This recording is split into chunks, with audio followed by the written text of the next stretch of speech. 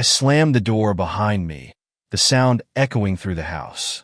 Alyssa, my wife of 10 years, barely looked up from her spot on the couch, where she was grading papers with a glass of wine at her side.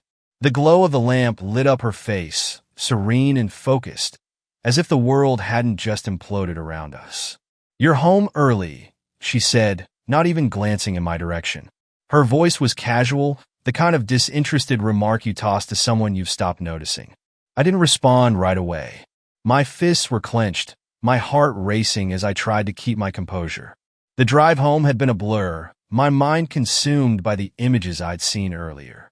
I wasn't even supposed to be home this soon. I'd left work in the middle of the day after a phone call from a colleague, one that had appended everything I thought I knew about my wife. "What's wrong, Marcus?" Alyssa finally asked, setting down her pen. She noticed the look on my face then, her expression faltering. "Why are you staring at me like that?" I reached into my jacket pocket and pulled out the folded printouts I've been holding onto like a lifeline. My hand shook as I threw them onto the coffee table in front of her. "Care to explain these?" Her brows furrowed in confusion as she picked up the photos. The second her eyes landed on them, the blood drained from her face. In those photos was Alyssa, sitting far too close to one of her students, a young man I recognized immediately from the holiday party she dragged me to last December. He was barely out of his teens, the kind of guy who probably still had laundry done by his mom when he went home for breaks. In one shot, they were in her office, his hand brushing hers across the desk. In another, they were laughing over coffee at a cafe near campus. But the worst one showed them kissing, her hand on his chest, his arm around her waist. "Alyssa," I said, my voice low and controlled, though it felt like I was moments away from exploding. "What is this?" She looked up at me, her eyes wide, her mouth opening and closing like a fish gasping for air. "I don't know what you're talking about," she stammered, her voice shaky. "Where did you get these?" "Don't play dumb," I snapped, my tone sharp enough to cut glass. "Those were sent to me. Someone thought I should know what my wife, Dr. Alyssa Walsh, is doing with her students." Her face twisted in indignation, though the fear was still there, lurking just beneath the surface. "Who sent them?" she demanded. "This is ridiculous. They're trying to ruin me. Don't you dare try to twist this around," I shot back, stepping closer. "I'm not interested in who sent them. I want to know what the hell you're doing kissing some kid in public like you don't have a husband waiting for you at home." "It's not what it looks like," she said quickly, her voice rising in pitch. "Marcus, I swear it's not, then tell me what it is," I shouted, cutting her off. My chest felt tight, my blood boiling as I watched her scramble for an explanation. "Explain to me why you're kissing one of your students, Alyssa. Explain to me why I've been walking around like a fool while you're carrying on some sick little affair." Her lips trembled, and she set the photos down as if they burned her. "It's not an affair," she insisted, her voice cracking. He's been going through a hard time, and I was trying to help him. It got out of hand, okay? But it did happen," I said, my voice dripping with venom. "Don't sit there and try to make this sound innocent. You kissed him, Alyssa. Do you want to tell me it stopped there? Or should I be bracing myself for the rest of the story?" Tears welled up in her eyes, and she shook her head. "It was just a kiss," she whispered. "I swear to you, Marcus, it didn't go any further." I laughed bitterly, the sound harsh and empty. "Do you really expect me to believe that? Do you think I'm that stupid?" I gestured to the photos. "This isn't just a mistake. This is a betrayal. You've been lying to me, Alyssa. And for what? Some kid who can barely grow a beard?" Her tears spilled over, but I felt nothing. No sympathy, no softness, just a deep, unrelenting rage. "Marcus, please," she said, her voice breaking. "I didn't mean for this to happen. I love you, don't," I said coldly, cutting her off again. "Don't you dare tell me you love me. People who love each other don't do this. They don't sneak around, kissing their students, lying to their husbands. You've made your choices, Alyssa. Now you get to live with them." She reached for me, but I stepped back, my hand up to stop her. "Don't touch me," I said firmly. "I need some time to think. And you need to decide what you're going to say to the dean when this gets out." Her eyes widened in panic. "You can't tell anyone," she said quickly, her voice laced with desperation. "Marcus, please." "My career? Your career?" I repeated, my anger flaring again. "You're worried about your career?" What about us, Alyssa? What about our marriage? But does that not matter to you anymore? She opened her mouth, but no words came out. I didn't wait for an answer. Without another word, I turned and walked out the door, slamming it behind me. I sat in my truck outside a diner for an hour, staring at nothing in particular, letting the engine idle as my thoughts festered. The rage inside me was like a fire I couldn't put out, consuming every rational part of me. Alyssa had humiliated me, betrayed me, and expected me to sit there like a fool, swallowing her lies. Not this time. By the time I drove back to the house, the sun had dipped low in the sky, casting everything in an orange glow. I didn't feel warmth, though, just a cold, brutal clarity. When I walked inside, Alyssa was sitting on the couch where I'd left her. She had a blanket draped over her shoulders, her tear-streaked face staring blankly at the wall. She looked up when I entered, her expression a mix of guilt and hope, but I didn't let her get a word out. "Get up," I barked. "What?" She stammered, her voice small. I said, "Get up," I shouted, my tone so sharp it made her flinch. "You're done here, Alyssa. Pack your things and get the hell out of my house." Her eyes widened in disbelief. "Marcus, please don't do this. Let's just talk." I interrupted with a bitter laugh. "What's left to talk about, Alyssa? That you kissed your student? That you've been lying to me? That you think I'll just sit here and forgive you because you're too selfish to face the consequences of your actions?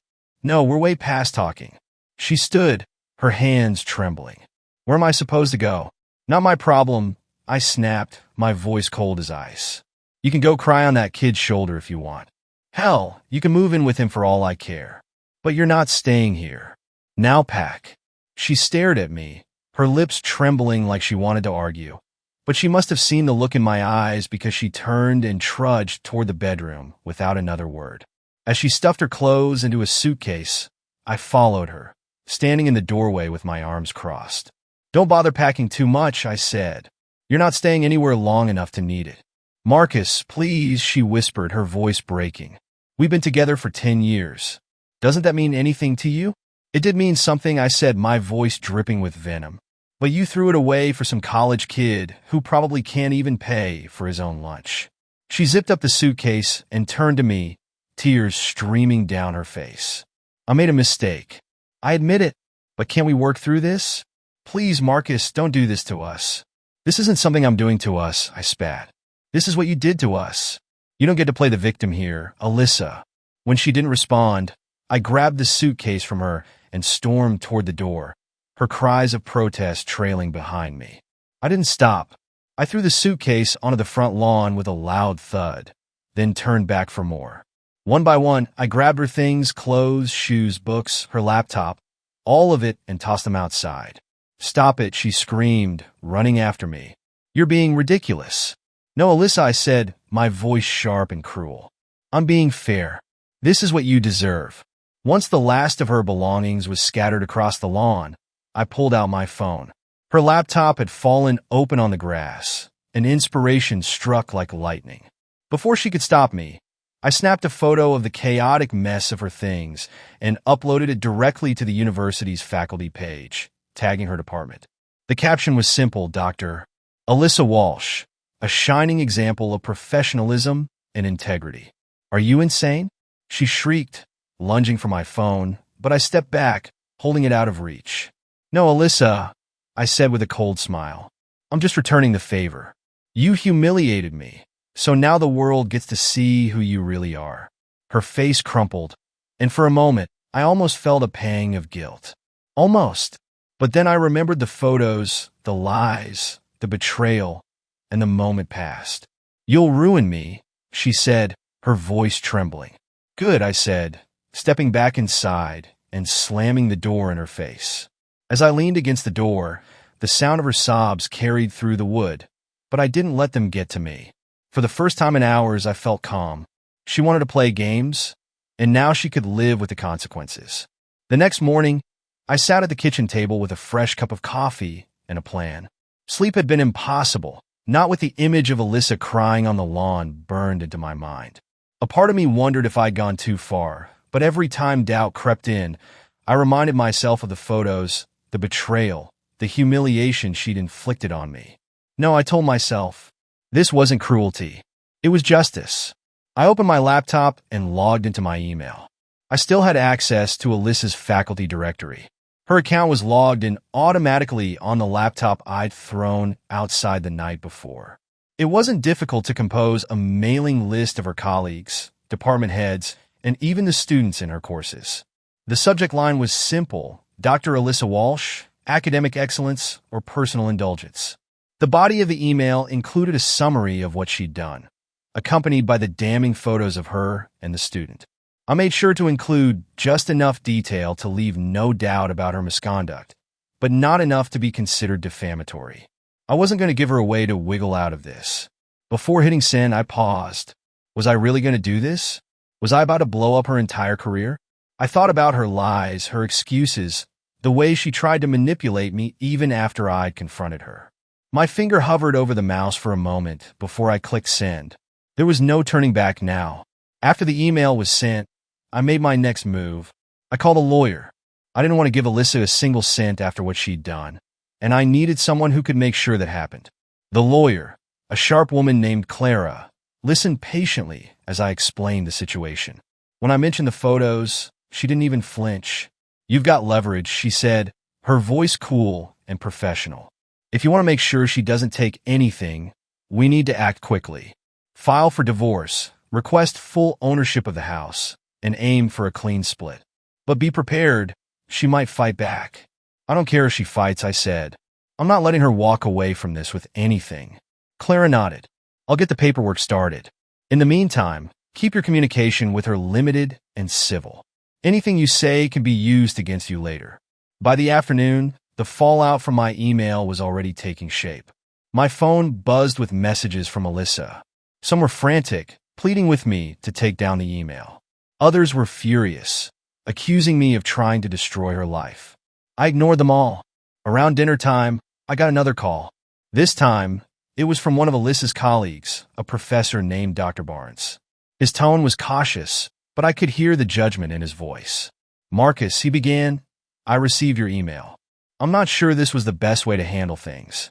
"Maybe not," I replied coldly, "but it got the point across, didn't it?" Dr. Barnes sighed.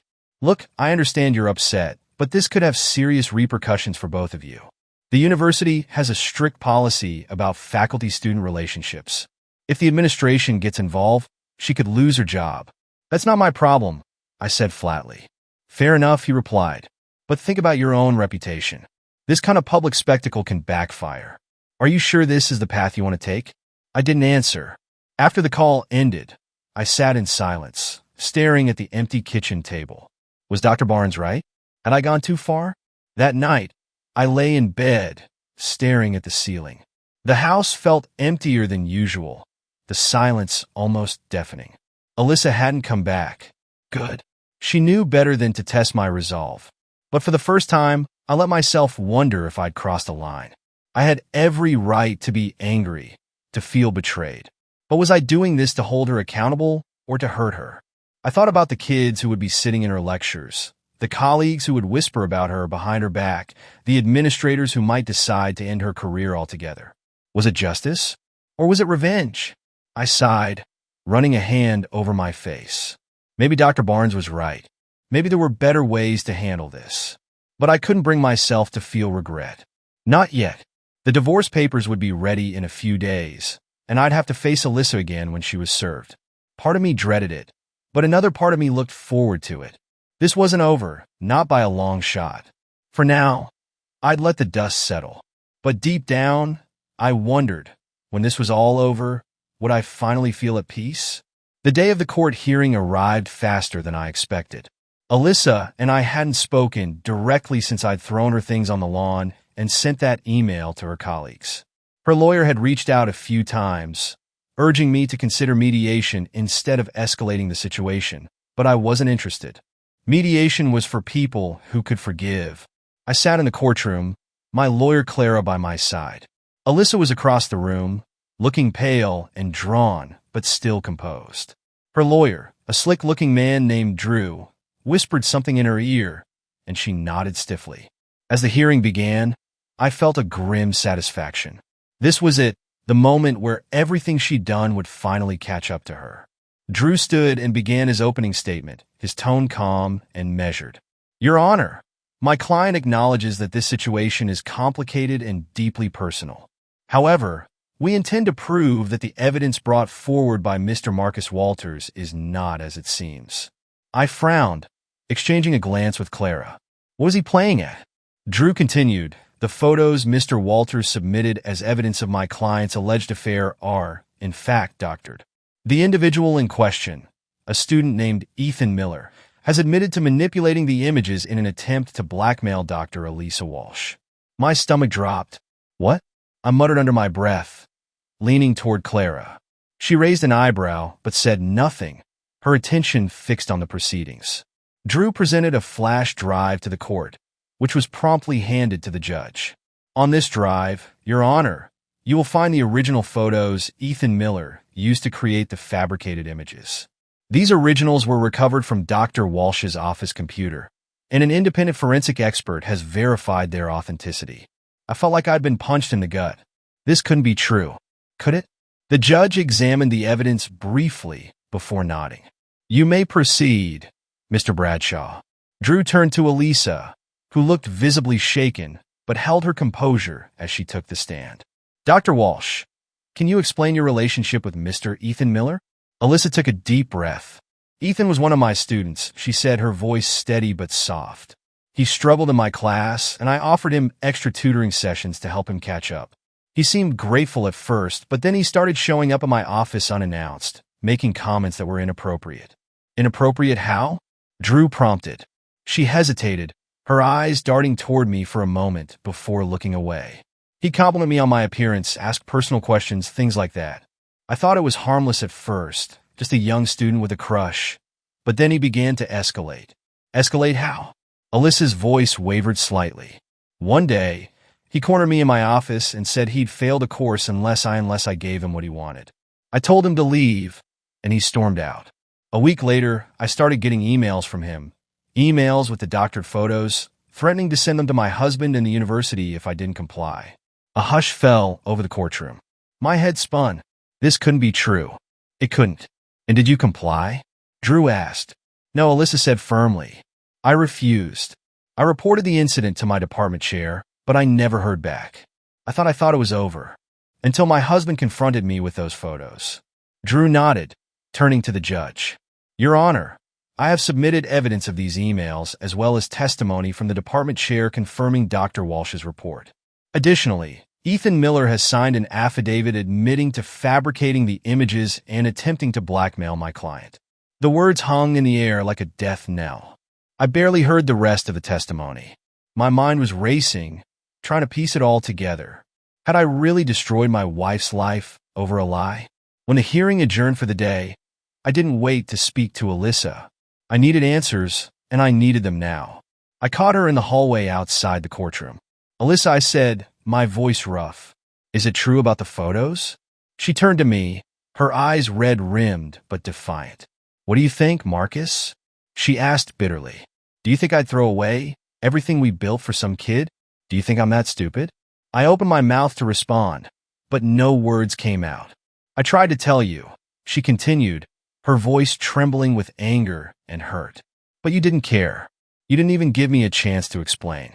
You were so eager to punish me that you didn't stop to ask if it was true. Her words hit like a slap. She was right. I let my anger blind me. But the emails I started, I showed them to my chair. I did everything I could to handle it the right way, Marcus. But that didn't matter to you, did it? You just wanted me to suffer.